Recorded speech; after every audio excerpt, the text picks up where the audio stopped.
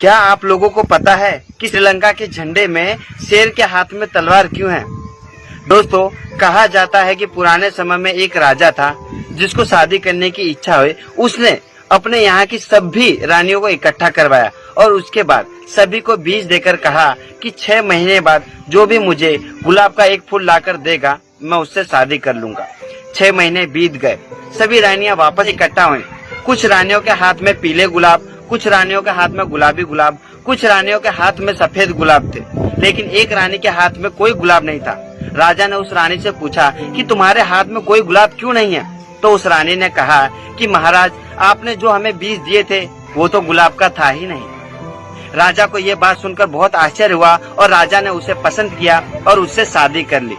तो दोस्तों, जहाँ तक बात श्रीलंका के झंडे की हो रही थी तो वो मुझे नहीं पता कि उसमें शेर तलवार लेके।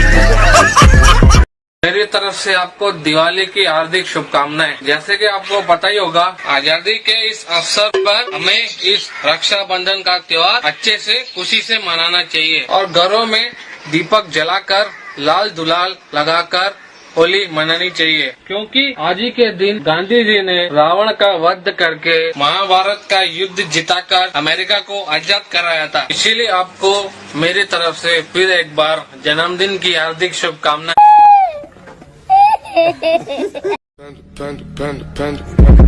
I got broads in Atlanta, just to lean the family, credit cards and the scammers, getting no licks in the band, legacies.